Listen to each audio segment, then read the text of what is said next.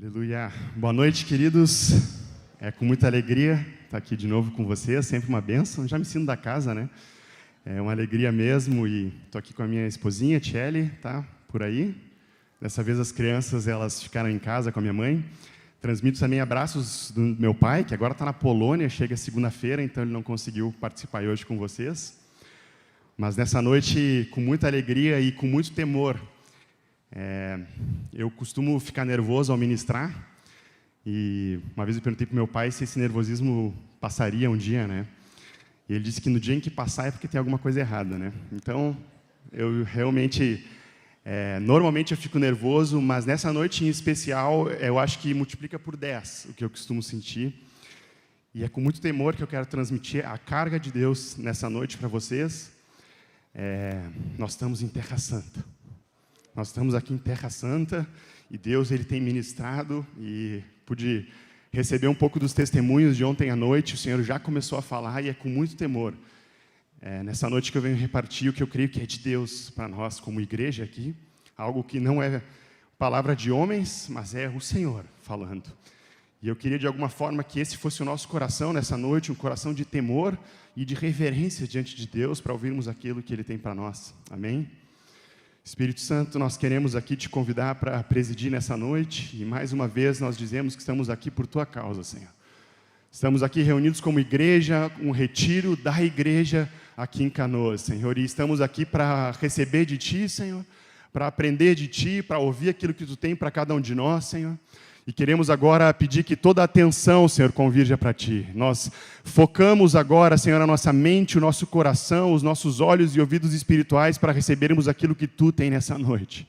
Porque Tu está aqui entre nós, Senhor. Com santo temor estamos aqui e queremos ouvir de Ti, aprender de Ti, Senhor, que é manso e humilde. E nós recebemos nessa noite uma porção nova daquilo que Tu tem para nós aqui em Canoas, Senhor. Em nome de Jesus. Em nome de Jesus. A impressão que Deus me deu, queridos, é que Deus ele quer nos chamar de volta a um mover dele. Ouvi há um tempo atrás do Nilcinho, que ele ouviu de um irmão chamado Robert Pope, e esse irmão disse que costuma existir 4 M's, a letra M, né, no estágio da igreja. E o primeiro M, ele começa com um mover. Tudo começa com um mover. Um mover gerado pelo Espírito, e o Espírito, ele aponta, ele sopra para onde ele quer, né? E o Espírito, ele aponta para onde a igreja ela vai, e aquele mover começa a gerar vida, e muitas coisas acontecem.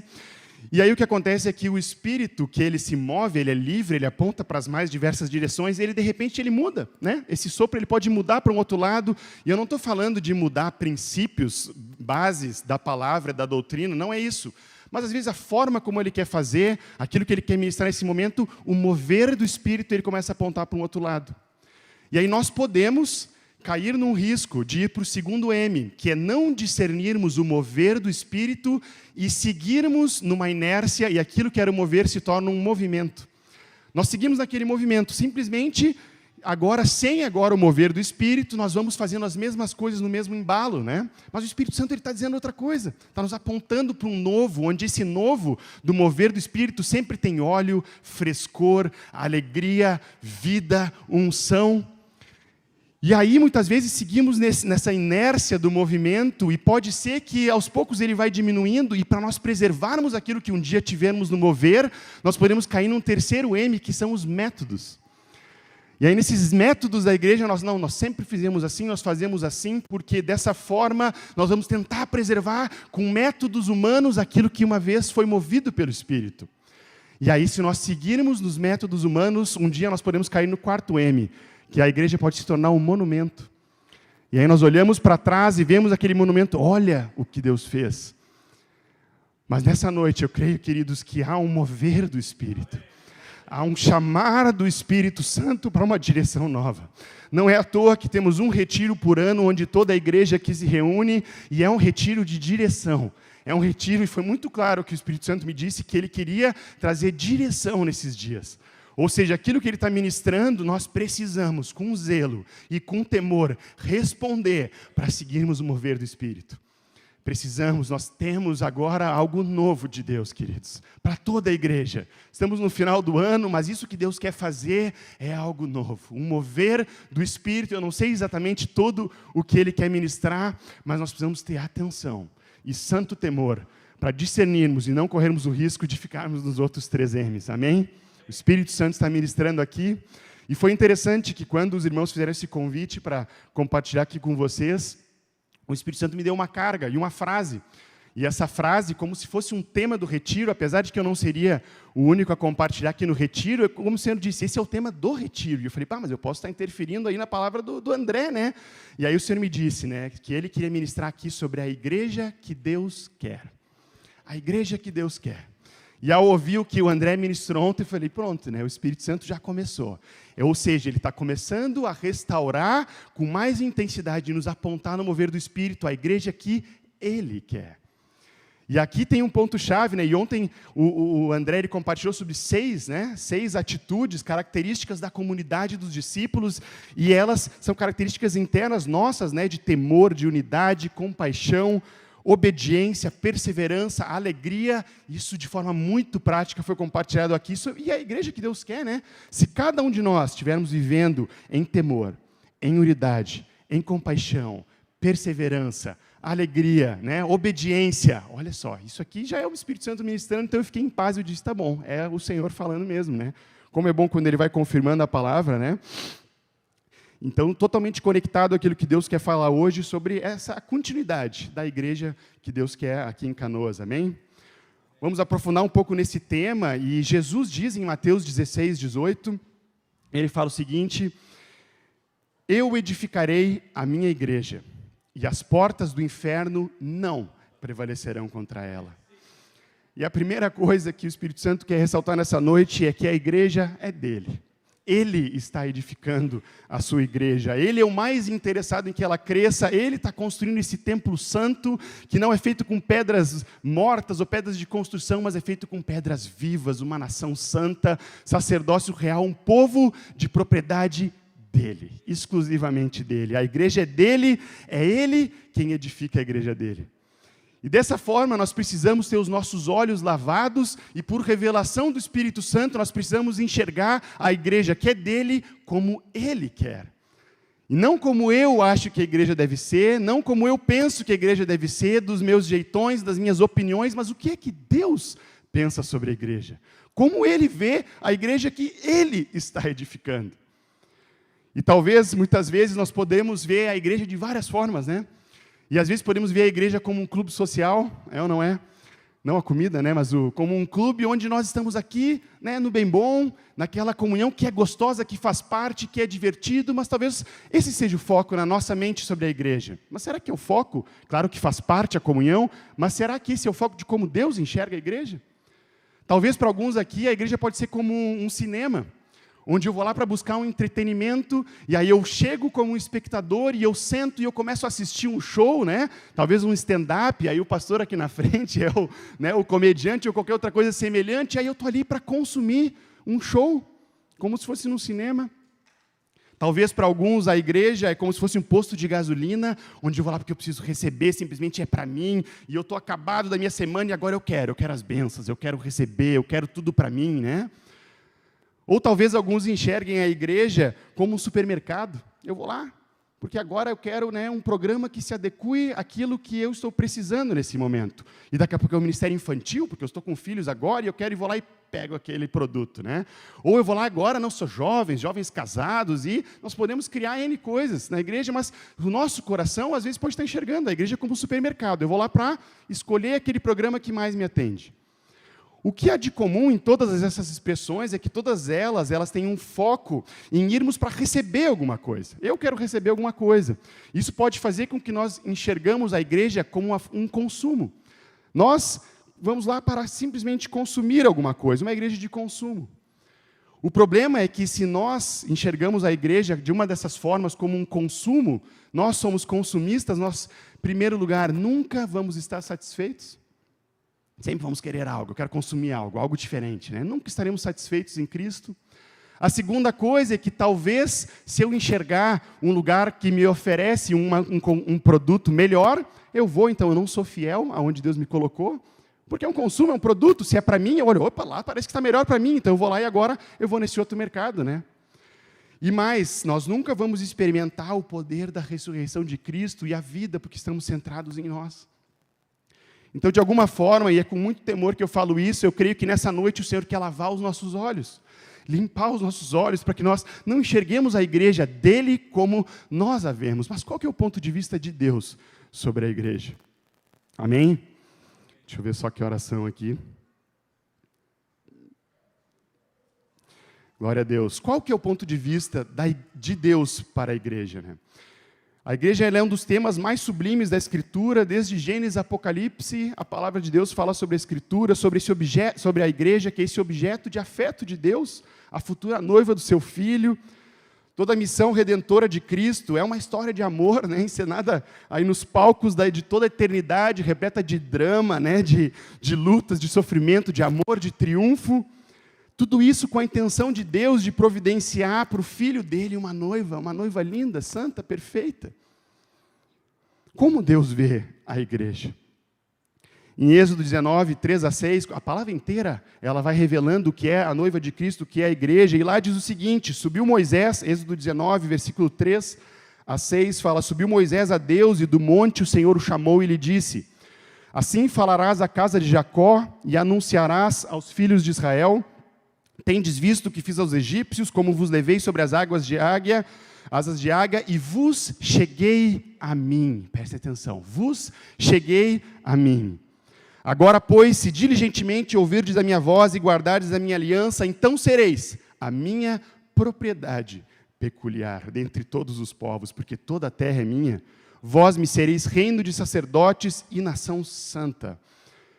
Preste atenção, queridos, o propósito de Deus que ele fala nesses 3 versículos sobre a igreja, ele é primeiro de individualmente nos trazer para si, nos atrair para ele, para que coletivamente nós sejamos um povo de propriedade única dele. Individualmente o Senhor quer nos trazer a ele, e uma vez que ele nos traz a ele nos faz coletivamente um povo único, uma nação santa que é dele. Deuteronômio fala, né, porque a porção do Senhor é o seu povo. Então nós temos que compreender claramente que o objetivo final de Deus com o propósito eterno e com a igreja não é somente de redimir indivíduos, mas é também criar um povo especial. Algo completamente diferente, um povo orgânico, vivo, único, diferente de todos os povos que existem na Terra. E muitas vezes o cristianismo de hoje, ele enfatiza muitas vezes o indivíduo e o seu relacionamento com Deus, o que é ótimo, Deus quer nos atrair para Ele. Mas ao mesmo tempo, apesar disso ser muito importante, o objetivo final de Deus não passa apenas por indivíduos redimidos, mas por um povo especial. Dessa forma, se nós perdemos a perspectiva e o foco da igreja no todo, no coletivo, nós vamos viver um evangelho centrado no indivíduo. E normalmente esse indivíduo é quem? Somos nós, eu mesmo. Se toda a finalidade do propósito de Deus é eu, a minha vida ela passa a ser em resolver os meus problemas, os meus desafios, os meus pecados, as minhas lutas. E a maior parte das vezes em que a nossa vida nós ficamos patinando em cima dessas coisas é porque não estamos enxergando o propósito da igreja de Deus, que é um povo. Não se trata mais só de mim. Se trata agora de que eu estou inserido dentro da igreja de Cristo, um povo, uma nação santa. E ao nos tornarmos nesse verdadeiro reflexo do povo de Deus redimido, sabe o que acontece? Esse povo redimido atrai novas vidas para Cristo. E essas vidas passam agora a fazer parte, através do seu relacionamento pessoal com Ele, a se juntar nesse tesouro especial de Deus que Ele está formando desde a eternidade. O que é a igreja que Deus quer? E para entendermos o que é a igreja que Deus quer, nós temos que voltar para as Escrituras. E a palavra, como eu disse, ela aponta desde o começo para as Escrituras. Gênesis, principalmente os 2 primeiros capítulos, eles falam então sobre o plano inicial de Deus de formar esse povo antes mesmo do pecado, que entra depois. Mas Gênesis já começa a falar sobre um vislumbre do que Deus quer para a sua igreja antes mesmo da presença do pecado. Depois, no Velho Testamento inteiro, nós vemos o desenvolver, o desenrolar desse prelúdio, dessa construção, desse propósito de um povo. Tudo no Velho Testamento vai se tratando da edificação de um povo, seja com Abraão, seja com Moisés, de um povo de Deus. Depois, nos evangelhos, nós começamos a encontrar um modelo, um padrão básico de como deve ser a igreja. Jesus e os seus discípulos, e o relacionamento de Jesus com os seus discípulos, ele é como se fosse um protótipo, um molde, uma planta. Se eu quero desenvolver uma peça numa indústria, normalmente eu tenho um molde, né? Um protótipo. Então, Jesus com os seus discípulos, ou seja, nos evangelhos eu enxergo qual que é o molde, qual que é o protótipo da igreja.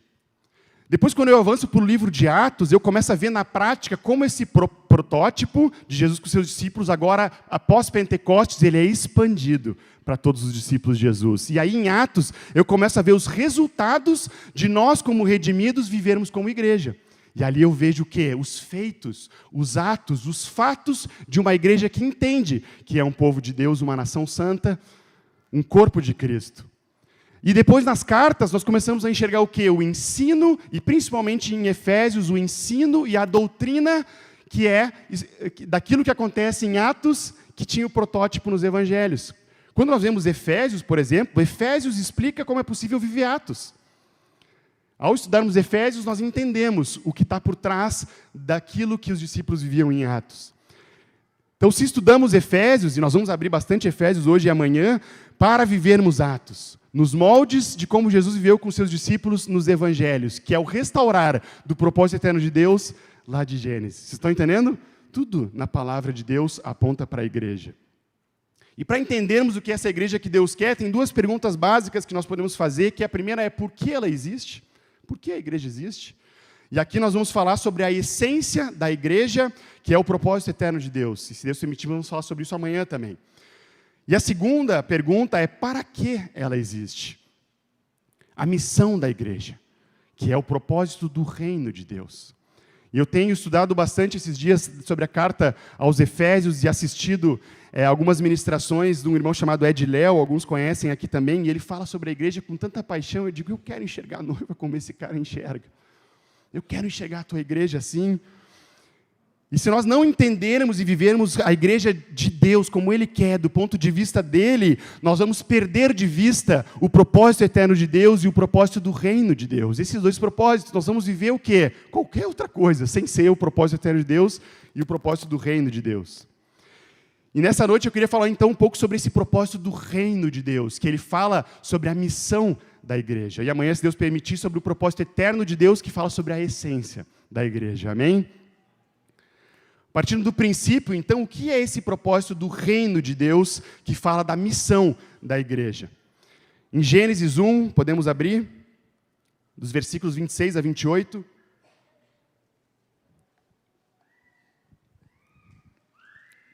Gênesis 1, 26 a 28 diz o seguinte: também disse Deus, façamos o homem à nossa imagem, conforme a nossa semelhança. Tenha ele domínio, preste atenção, domínio, e aí ele fala sobre os peixes do mar, sobre as aves do céu, animais domésticos, toda a criação. E diz no 27, criou então, pois Deus, o homem à sua imagem, a imagem de Deus os criou, homem e mulher, a imagem de Deus os criou. E Deus os abençoou e lhes disse, sede fecundos, multiplicai-vos, enchei a terra e sujeitai-a. E dominai, aí ele fala de novo sobre toda a criação. Nesses três textos, lá no início, nós já enxergamos o propósito de Deus. Nós podemos ver nos versículos 26 e 27 que o homem foi planejado, e não só planejado, mas formado à imagem e semelhança de Deus. Vivemos como Deus é aqui na terra, faz parte do propósito eterno de Deus, que é o que vamos conversar amanhã. Isso é a essência da igreja. Nós sabemos, um povo, uma família de muitos filhos, semelhantes a Jesus. Isso fala da essência de igreja, semelhantes a Jesus. O homem, lá em Gênesis, já foi criado à imagem e semelhança dele. Essa é a essência da igreja. Qual é a essência da igreja? Como vamos viver, então, a imagem e semelhança de Deus? Não falte amanhã, tá? Às 9h30, vamos continuar, então.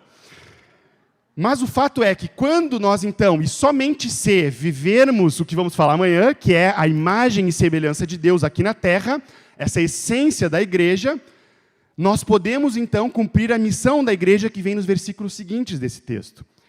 A missão da igreja, nós podemos ver tanto no versículo 26, que lemos, quanto no 28, o homem foi criado para dominar a terra.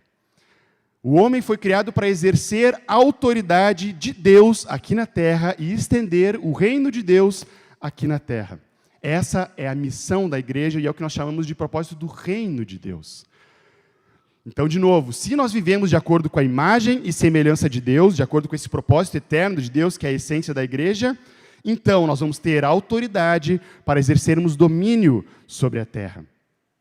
E esse domínio sobre a terra, de governar a terra, de estender o reino de Deus, é o quê? É o propósito do reino de Deus. Está muito complexo? Gente, eu estou com muito temor de falar isso, porque eu tive tanta dificuldade de conseguir botar isso aqui em palavras, mas o Espírito Santo, ele está ministrando aqui, né? Então, Gênesis fala que o homem, então, nós vamos falar agora sobre a missão da igreja, o propósito do reino de Deus, ele foi chamado para dominar a terra, governar.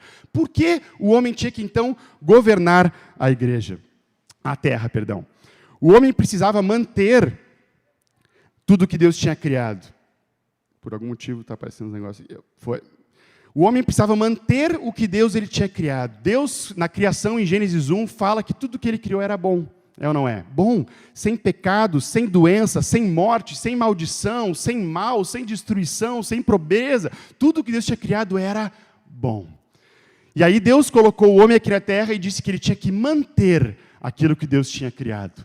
Ou seja, manter tudo aquilo que Deus tinha feito bom, perfeito.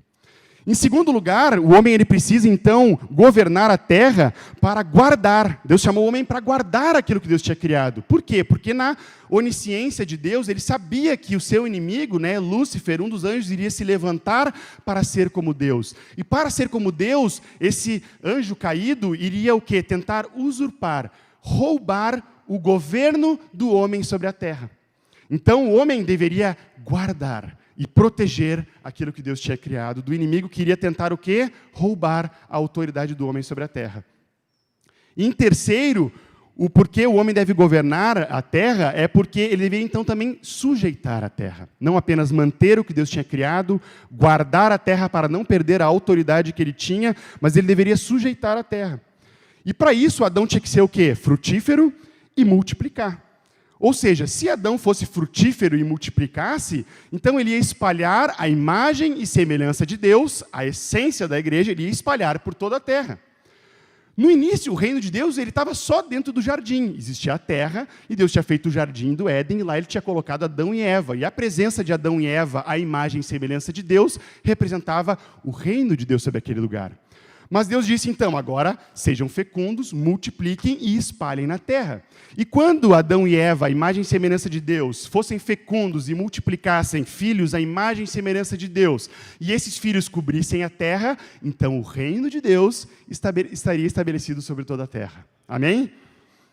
O que acontece, então, é que essa responsabilidade e autoridade foi dada por Deus para Adão. Deus deu a autoridade de governar a terra e, ao espalhar a imagem e semelhança dele, o governo de Deus estaria estabelecido em toda a terra e não apenas no jardim. Salmo 115 diz, no versículos 15 a 16, «Seja benditos do Senhor que fez os céus e a terra. Os céus são do Senhor, mas a terra ele deu aos filhos dos homens». A autoridade sobre a terra dada por Deus ao homem. O que acontece, e nós sabemos a história, é que quando Adão pecou, naquele momento ele falhou em o quê? Manter, guardar e sujeitar a terra. Naquele momento ele falhou, e o que acontece é que o governo, o poder, a autoridade de governar a terra, ela foi usurpada, e Adão perdeu esse governo, e agora Satanás, o príncipe desse mundo, tinha tomado essa autoridade. 2 Coríntios 4, 3 a 4, fala ali, não precisamos ler, mas diz ali o Deus, com letra minúscula, o Deus deste mundo. Não está dizendo Deus como nosso Deus, Lúcifer, Satanás, não tem nada de Deus. Mas o Deus desse mundo aqui está dizendo de autoridade. Por quê? Porque por causa do pecado, Adão falhou em manter, guardar e sujeitar, estender o reino de Deus. E aí essa autoridade que ele tinha sobre a terra foi roubada. É interessante, 1 João 5,19 diz, sabemos que somos de Deus, mas que o mundo inteiro jaz do maligno. Essa autoridade foi roubada. E em Lucas, Lucas 4, quando fala da tentação de Jesus no deserto, lembra aquele momento em que Satanás leva Jesus no topo do templo, se eu não me engano, e ele mostra o que para ele? Todos os reinos dessa terra. E ele diz ali, olha, isso aqui é meu. Por quê? Porque me foi dado. Quem deu? Quem deu? O homem deu. Porque ele perdeu a autoridade sobre todos os reinos aqui da terra, que era do homem.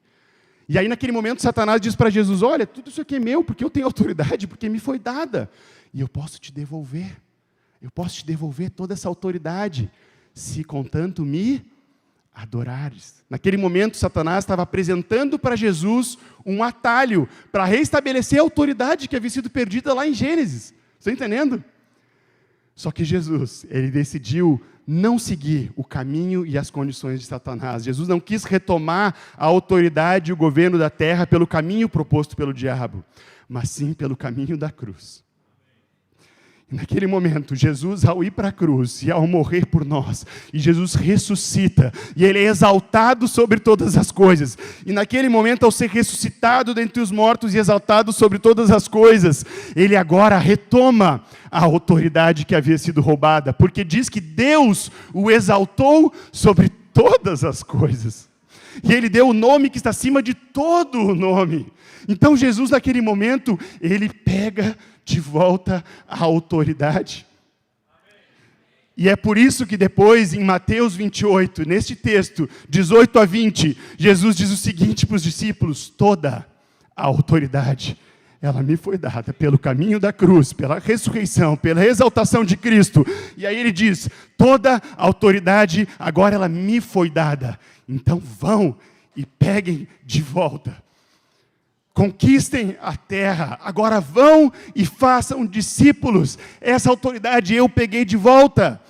Nós podemos agora cumprir aquilo que Deus criou a humanidade para cumprir em Gênesis 1 e 2, porque Jesus retomou essa autoridade do governo sobre a terra. Então ele disse, espalhem, vocês a minha imagem e semelhança, se espalhando por toda a terra, vão trazer o reino de Deus para essa terra.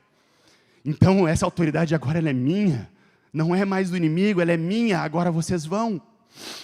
Mas por que Jesus teve que pegar a autoridade de volta? Jesus não tinha perdido nada. Jesus não perdeu nada. Quem perdeu a autoridade fomos nós. Jesus não tinha perdido nada, queridos. Ele sempre foi o máximo, o governo sobre todas as coisas. Nós, a humanidade que tínhamos sido chamados para governar, tínhamos perdido essa autoridade. Então Jesus pega algo que ele não perdeu, mas ele diz, está aqui de volta. Essa é a autoridade que agora ela me foi dada, então eu devolvo para vocês, meu povo. E essa grande comissão, então, que nós somos chamados em Mateus 28, 18 a 20, é justamente Deus dizendo, essa é a missão de vocês. Com a autoridade que eu já devolvi a vocês, agora vocês têm que ir, espalhar pela terra o reino de Deus, governar sobre todas as coisas, e quando nós vamos espalhando o reino de Deus, nós vamos dissipando o império das trevas, libertação, cura, conversões, milagres, a vida de Cristo sendo espalhada por toda parte através da igreja, é o cumprimento daquilo que tinha sido criado lá no início. E agora essa autoridade, ela nos foi dada. Conseguiria um papel higiênico para mim? Só passar o nariz, obrigado. Tá, depois corta na gravação aí. Queridos, eu não sei se eu consigo botar em palavras isso. Obrigado. Eu não sei se eu estou conseguindo botar em palavras isso, mas isso é muito grande. E vocês percebem que se nós não enxergarmos a igreja como Ele a vê, a nossa vida vai ser centrada em nós. Ela vai ser cheia dos nossos problemas, dificuldades, né? Mas o que Deus tem para nós é muito maior. Ele está dizendo agora essa autoridade que dele nunca perdeu, mas o homem, nós perdemos, ele agora pegou de volta. E ele nos dá, queridos. Então ele diz, vão, agora vocês têm que ir e espalhar o reino de Deus por toda a terra. Amém? Eu não sei se nós estamos conseguindo compreender toda essa realidade, mas como eu disse, quando nós estudamos Efésios, nós entendemos o que está por trás do que os discípulos viviam em Atos, que é o molde, o protótipo dos evangelhos, restaurando aquilo que Deus tinha feito em Gênesis. Então eu queria pedir para que todos abram aí em Efésios 1. Quem me conhece sabe que eu amo Efésios.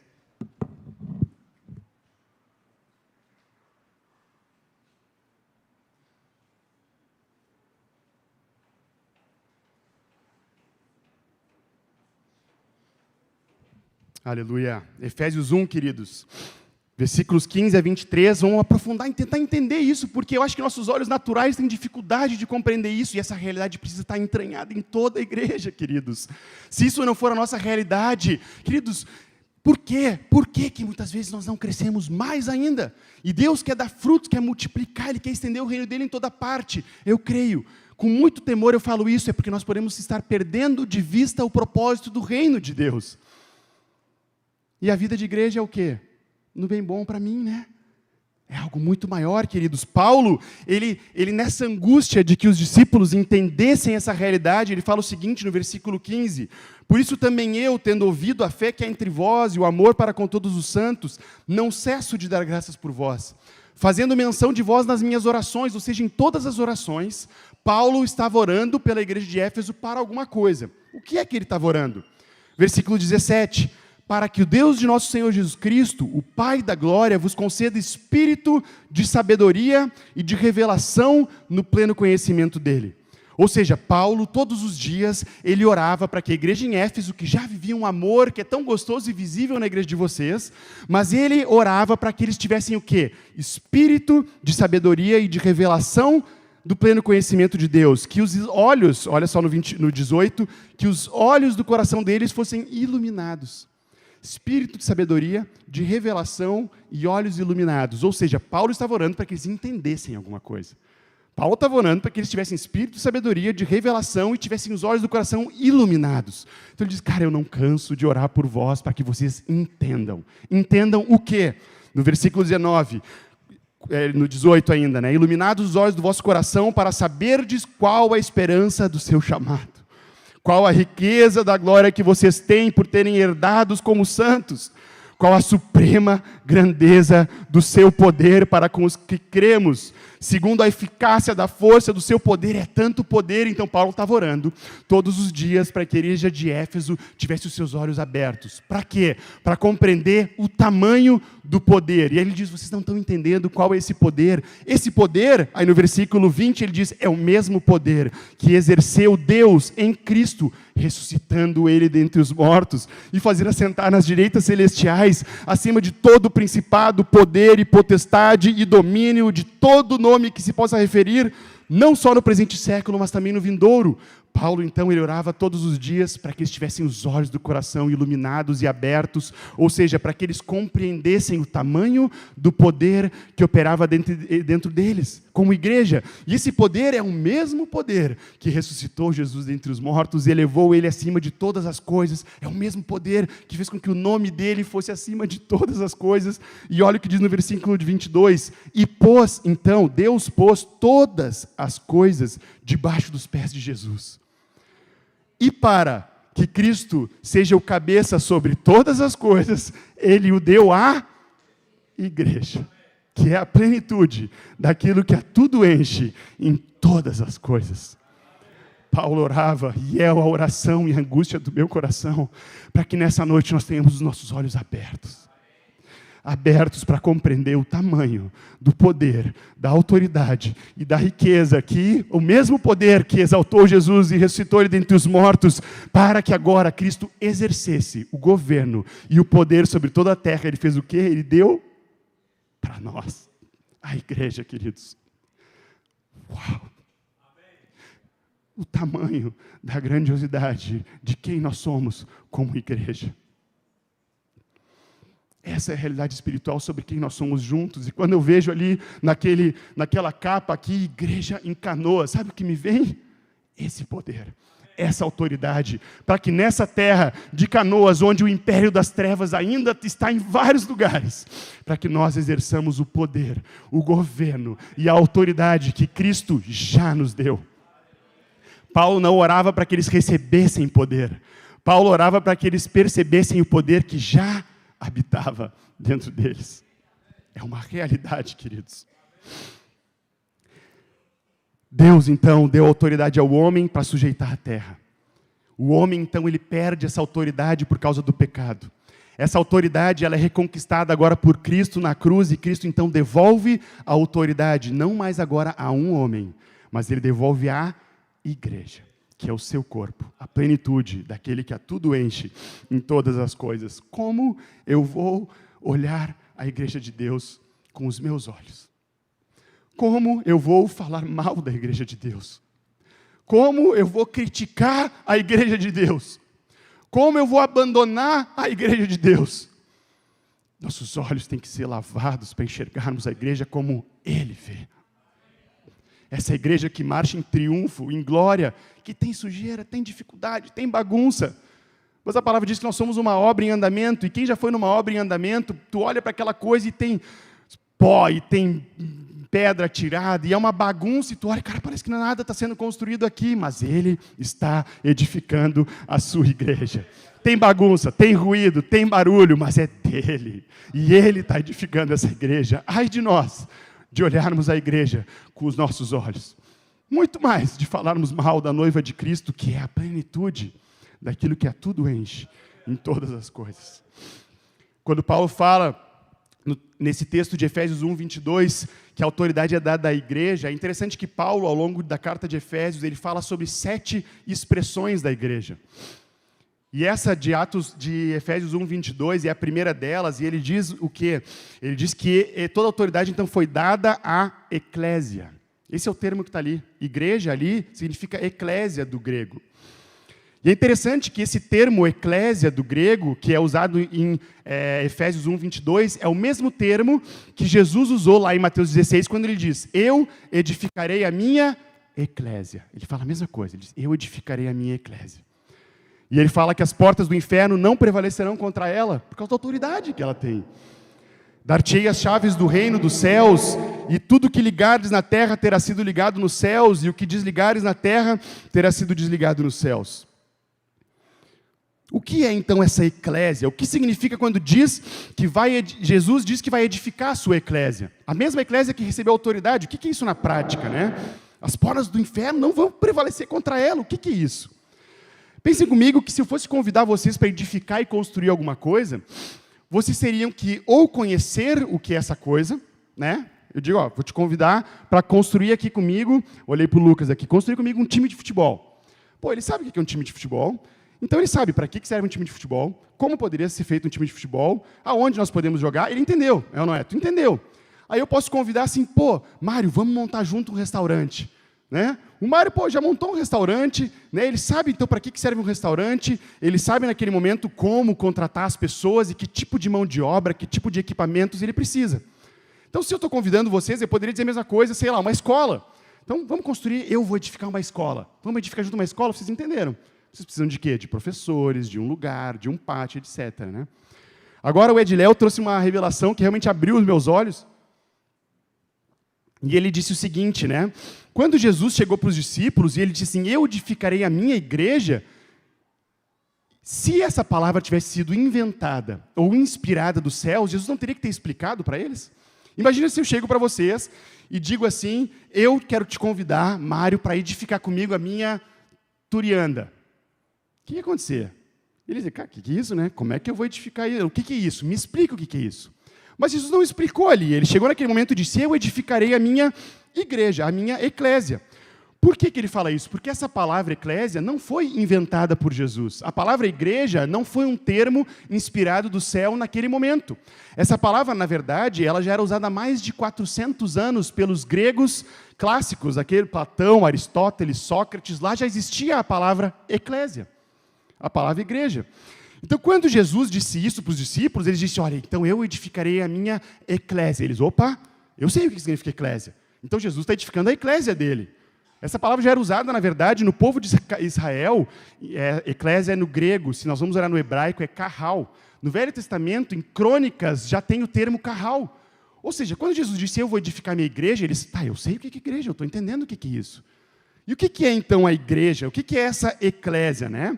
Porque se fosse algo novo, Jesus teria que ter explicado ali. Mas o que acontece é que naquela época em que Jesus vivia, tinha uns reis, né? Os reis, e na verdade o povo de Israel, ele estava naquela época dominado pelo Império Romano. E naquele tempo, todos os reis tinham a sua eclésia. Todos os reis tinham a sua igreja. Eles tinham a sua eclésia. A eclésia dos reis, ela significa literalmente uma assembleia governamental. Um grupo de pessoas chamados para fora, dentre cidadãos comuns ou militares, para se tornarem um conselho representativo da cidade ao lado do rei. Então, uma eclésia dos reis era quando os reis escolhiam algumas pessoas da sociedade.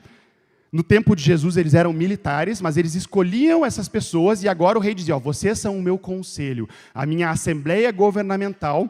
E naquele momento que todo rei tinha a sua eclésia, o imperador de Roma tinha a sua eclésia, o rei grego também tinha. Então, esse grupo de pessoas chamados para fora de cidadãos comuns, eles agora tinham uma função. Na época de Jesus, exclusivamente ali no Império Romano, a eclésia, essa assembleia governamental, era formada por militares. E não qualquer militares, mas eles tinham que ter passado pelo menos por 2 anos de serviço militar, onde os mais qualificados naqueles 2 anos, eles eram escolhidos, chamados para fora do exército, para serem agora um grupo especial, uma assembleia especial, que iria o quê? Do lado do rei, tomar decisões militares sobre a expansão do reino. Isso é o que quando Jesus disse, eu edificarei a minha eclésia, o que os discípulos entenderam? Não, peraí. Ele é um rei, e ele está chamando para fora do mundo do império das trevas um grupo de pessoas que não são quaisquer pessoas, eles são militares, e esse grupo vai ter autoridade para tomar decisões junto com o rei sobre a extensão do seu reino. Eles entenderam o que Jesus estava falando. Ele não estava falando de um clube social. Ele não está falando de uma brincadeira gostosa de ser igreja. Ele está dizendo, vocês estão sendo chamados para serem o meu conselho representativo com autoridade e nós vamos tomar decisões agora sobre a extensão do nosso reino. Qual é a função da eclésia? Tomar decisões junto com o rei, com a finalidade de expandir o reino. Então a eclésia, como por exemplo a eclésia do Império Romano, ela se juntava em uma reunião, uma vez por semana, que se chamava Assembleia. E nessa reunião não era um encontro para aprender, ou um show, ou algo que eles iam lá como espectadores. Não, era um encontro de tomada de decisão junto com o rei. O rei, então, ele chamava a sua assembleia para tomar essas decisões de como expandir o reino. E naquela época, como é que se expandia um reino? Negociações políticas pacíficas? Ou era através da guerra? Naquela época, um reino ele era expandido através da guerra. Então, a eclésia era um grupo de pessoas militares altamente qualificadas, chamadas para tomarem decisões ao lado do rei sobre a extensão do reino de Deus através da guerra. Não é um show, né? Nós não estamos falando aqui de um show de sermos igreja. Então, pensem comigo, por exemplo, quando o Império de Roma ele foi lá conquistar o Império Ibérico, o que aconteceu? Que depois virou a Espanha. Isso foi depois, foi anos mais tarde, mas só como exemplo aqui. Então, imagina que o imperador romano, o rei, ele chegou ali e juntou a eclésia dele. E ele disse, eclésia, meus governantes especiais, nós vamos decidir agora, nós vamos invadir agora o Império da Espanha. Vocês concordam com isso? E eles votavam. E naquele momento a eclésia tomava uma decisão e votava, sim, vamos agora estender o reino de Roma e vamos conquistar a Espanha. E naquele momento, então, a eclésia separava um grupo de soldados. E esses soldados eram enviados para esse novo reino, para conquistar através da guerra, e eles tinham um general, ou generais, que iam à frente desses soldados. Esses generais, eles se chamavam apóstolos. A própria palavra apóstolo não foi inventada por Jesus. Então, quando Jesus disse, vocês são os meus apóstolos, o que ele estava dizendo? Vocês são os generais que vão sair por aí com um exército de soldados para conquistar o meu reino. E naquele momento, os apóstolos, então, e apóstolo literalmente significa enviado. Eles eram enviados, então, com aquele exército, e eles chegavam, normalmente eles iam para a capital. Então, se iam conquistar o reino da Espanha, eles iam para a capital, acho que, não sei qual era a capital naquela época, mas eles iam lá naquela capital, então eles iam marchando, e os generais da frente, e eles chegavam, e o que tinha naquela cidade? Tinha o quê? Portões. E eles chegavam na frente daqueles portões do Império Romano, e depois da Assembleia ter concordado, e ter mandado os apóstolos com os soldados, e eles se deparavam nos portões, eles gritavam, e o apóstolo dizia o seguinte, povo dessa cidade, imaginem a cena comigo, eu gosto de filme medieval, então imaginem comigo, povo dessa cidade, nós somos aqui a eclésia do reino de Roma. Abram as portas desses portões, senão nós vamos derrubar e vamos invadir. E se eles não abrissem as portas, os soldados vinham com aqueles equipamentos lá e eles derrubavam os portões. É por isso que Jesus diz que as portas do inferno não prevalecerão contra a igreja. Naquele momento, então, eles derrubavam os portões, e quando derrubavam os portões daquela terra, os soldados romanos entravam, e eles derrotavam os inimigos que estavam esperando lá dentro. E aí, depois daquilo, aqueles inimigos eles eram amarrados, e os apóstolos, os generais, eles iam na frente num desfile. Esse desfile da vitória, ele é chamado de triunfo.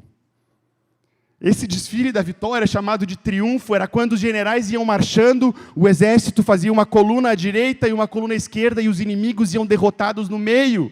É por isso que quando Jesus fala que publicamente os expôs ao desprezo, triunfando sobre eles na cruz, ele está falando do triunfo, de uma vitória, de uma marcha de vitória que eles faziam. E naquele momento, então, eles depois da parada de vitória, daquela marcha, eles rodavam a cidade inteira, mostrando que aquele império tinha sido conquistado pelo Império de Roma. E eles chegavam no centro da cidade, em alguma praça, e naquele momento eles tocavam trombetas, depois daquela parada, que era o triunfo, e aquelas trombetas eram tocadas, os apóstolos ali, os soldados enfileirados, o exército derrotado e amarrado no meio, e aí os apóstolos chegavam e subiam em cima de um púlpito. E naquele púlpito, então, o apóstolo ele começava a pregar o evangelho do reino.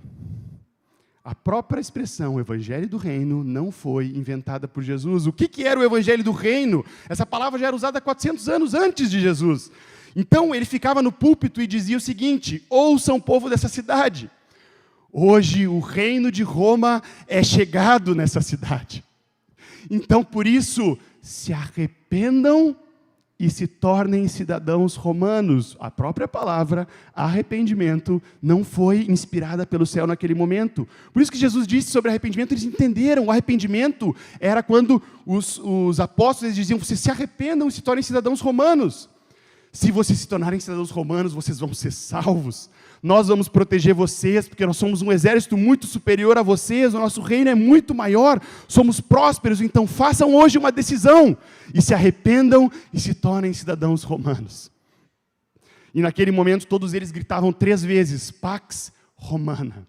Pax Romana, Pax Romana. Isso significava que agora a paz do reino de Roma tinha chegado naquele lugar, porque eles não eram mais inimigos do reino de Roma. Vocês estão entendendo o que passou na mente daqueles discípulos quando Jesus disse: eu edificarei a minha eclésia? Jesus não estava brincando de igreja.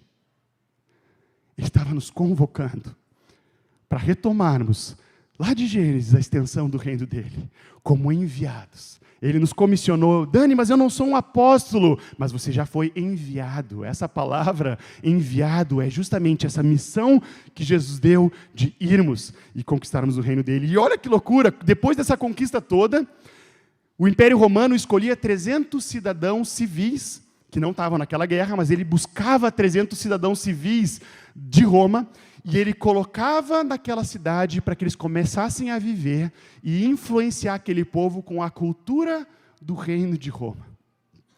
E naquele momento eles traziam a língua, traziam a literatura, traziam as artes, traziam a música, traziam a cultura do reino de Roma. E mesmo que alguém não tivesse decidido se converter ao reino de Roma, ele não tinha como negar a influência e a superioridade daquele reino sobre aquela cidade.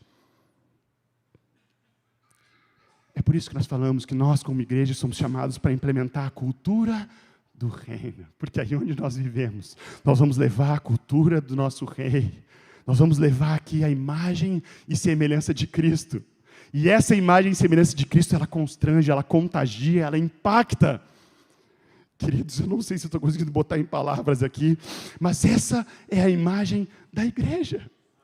Essa é a imagem, uma igreja que marcha, que conquista, que avança. E se nós perdermos essa imagem da missão da igreja, queridos, nós não vamos cumprir o propósito eterno de Deus. Nós vamos viver para nós mesmos, para os nossos desafios. Mas a eclésia, o reino de Deus, ele estava então enviando seus apóstolos, e Jesus, diz em Hebreus, que é o primeiro dos apóstolos.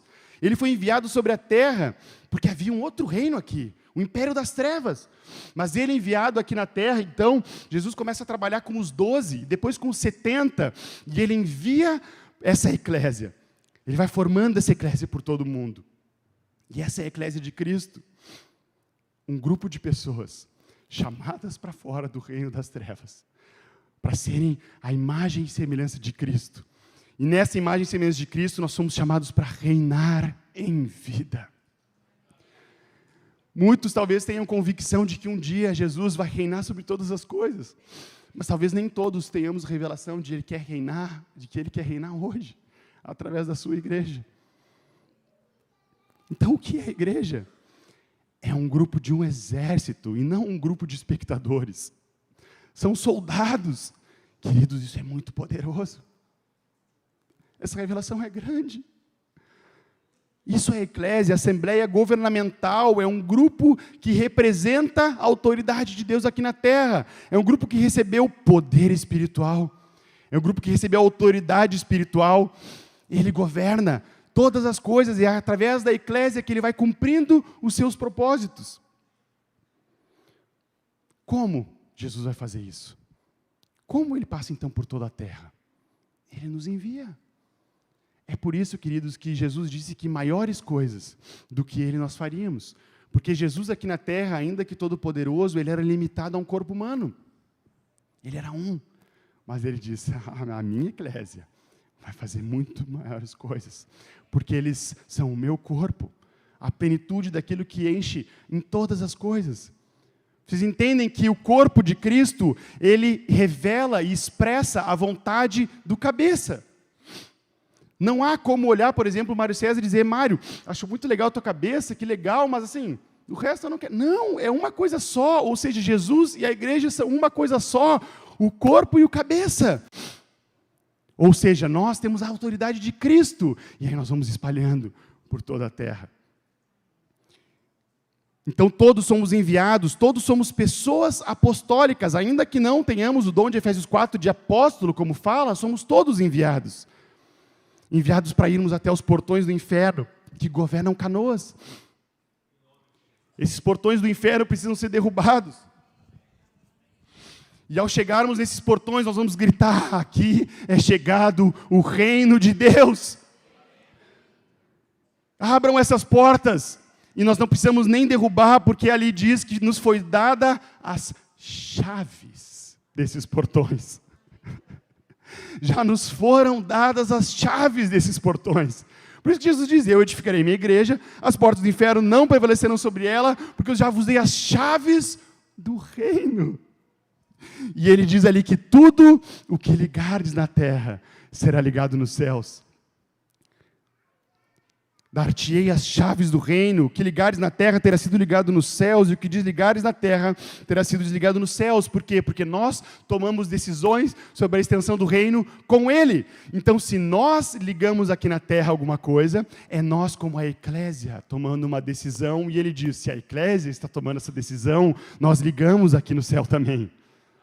Vocês estão entendendo? Ele está falando de quando 2 ou 3, logo depois, ali em Mateus 18 a 20, ele diz, em verdade vos digo, que tudo o que ligares na terra terá sido ligado nos céus, e tudo o que desligares na terra terá sido desligado nos céus. Em verdade também vos digo que se 2 dentre vós, olha a eclésia, se 2 dentre vós sobre a terra concordarem a respeito de qualquer coisa que porventura pedirem, ser-lhes-á concedida. Porque onde estiverem 2 ou 3 reunidos em meu nome, ali eu estou no meio deles. Quando vocês agirem como eclésia, mais de 2 ou 3, reunidos em meu nome, do rei, representando o reino, quando vocês decidirem então como eclésia, eu vou ligar aqui no céu. Então, toda a autoridade já foi dada. E ele disse, vai. Melhor, ele disse, vão. Porque nós precisamos ir como eclésia. E é por isso que todo o individualismo cai por terra, é por isso que eu sozinho não sou igreja. Eu sozinho, imagina uma assembleia que vai tomar uma decisão e só eu estou lá. Qual vai ser a decisão? Como é que eu vou votar aqui? Então é por isso que quando 2 ou 3 estão reunidos no nome dele, nós representamos o rei. E aí nós temos autoridade. Essa é a missão da igreja, queridos. Nós vivendo como igreja, 2 ou 3 reunidos, concordando, sendo eclésia do Rei Jesus. Assim esse concordar, essa vida em comunidade, como nós vamos falar amanhã, elas são as chaves do reino. E essas chaves do reino, as portas do inferno não prevalecem contra ela. E aí o reino de Deus se estende. E aí o reino de Deus avança. E aí nós vamos cumprindo o propósito do reino de Deus, de espalhar a imagem e semelhança de Cristo por toda parte. Queridos, isso é muito grande, queridos. Nessa noite, Senhor Jesus, nós por misericórdia, Senhor, nós pedimos aqui espírito de revelação, Senhor. Espírito de sabedoria, de pleno conhecimento, para que sejam iluminados, Senhor, os olhos do nosso coração, para que nós compreendamos, Senhor, qual é a esperança do nosso chamamento, Senhor. Qual que é a suprema grandeza, a riqueza da herança que temos em Ti, Senhor. A suprema grandeza desse poder, que é o mesmo poder que ressuscitou Jesus entre os mortos e fez com que Ele fosse exaltado sobre todas as coisas. Então abre os olhos do nosso coração, Senhor, para compreendermos que para que Ele exerça o poder sobre todas as coisas, Tu deu, Jesus, essa autoridade à igreja em Canoas. E as portas do inferno, do império das trevas aqui em Canoas não vão prevalecer contra Ti, Jesus. E é por isso nós aqui juntos nos levantamos como eclésia, Senhor. E eu quero te convidar para se levantar agora numa atitude de fé, queridos. Numa atitude de fé, assumindo a responsabilidade do papel que Ele te deu como eclésia dEle. Nós aqui, Senhor, tomamos uma decisão, Jesus, de não mais enxergar a igreja por nosso bel prazer, Senhor. Não mais enxergar a igreja para nós mesmos, Senhor. Como um posto de gasolina, onde nós vamos mendigando por um pouco mais, porque meus problemas e meus desafios... Ah, Senhor, o Teu propósito é muito maior, Senhor. Quando olhamos para Ti, olhamos para a Tua igreja e para aquilo que Tu tem para fazer, os nossos problemas ficam pequenos, Jesus. Os nossos pecados, eles são limpos, são sarados, Senhor. Nós somos curados, Jesus. Ao andarmos, Senhor, indo, fazendo discípulos, estendendo o Teu reino, Senhor, nós vamos tendo unidade uns com os outros, Senhor. Tudo aquilo que Tu ministrou ontem de noite no nosso coração, Senhor, é um convite individual para que nos preparemos para sermos a Tua eclésia, Senhor. Oh, Jesus amado, abre os olhos do nosso coração, Senhor. Abre os olhos do nosso coração, Senhor. E nessa noite, com muito temor, queridos, o Espírito Santo está me dizendo que nós precisamos nos arrepender. Nós precisamos nos arrepender e ter uma postura agora de humilhação diante do Rei. Esse Rei já te convocou, esse Rei já te comissionou, esse Rei te deu autoridade, e talvez, e agora discerne no Espírito Santo, meu irmão, discerne no teu Espírito, e nós pedimos, Espírito Santo, sonda o nosso coração, vê se há em nós algum caminho mau, Senhor, e nos livra de vivermos para nós mesmos, Senhor. Nos livra de termos uma visão de consumo e egoísta da igreja, Senhor, mas queremos dizer, eis-nos aqui. Eis-nos aqui, Senhor, fomos chamados do império das trevas para o reino da luz. Um convite com tanto amor, Senhor. Tu não precisava de nós, Senhor. Tu poderia ter mandado Teus anjos para estenderem o reino, Senhor. Mas Tu escolheu nos incluir no Teu propósito eterno, Senhor. E nos fazer participantes da glória de sermos a Tua noiva, Senhor. Isso é um privilégio, Senhor. Então, agora, meu irmão, coloca a mão nos teus olhos. Numa atitude de fé, nada místico aqui, mas numa atitude de fé. E diz, Senhor, limpa os meus olhos quanto à Tua igreja, Senhor. Traz uma nova revelação sobre o que é a Tua igreja e o meu papel nela, Senhor. Traz uma nova consciência espiritual de que estamos em guerra. E essa guerra não é contra sangue e carne, mas é contra o império das trevas. Traz, Senhor Jesus, revelação, ilumina nossos olhos espirituais, Senhor. Ori candavassori, andalavassori, candalavassori, andalavassori. Sodi candalavassori, andalavassori. Queridos, odi andavassori, candalavassori, candalavassori.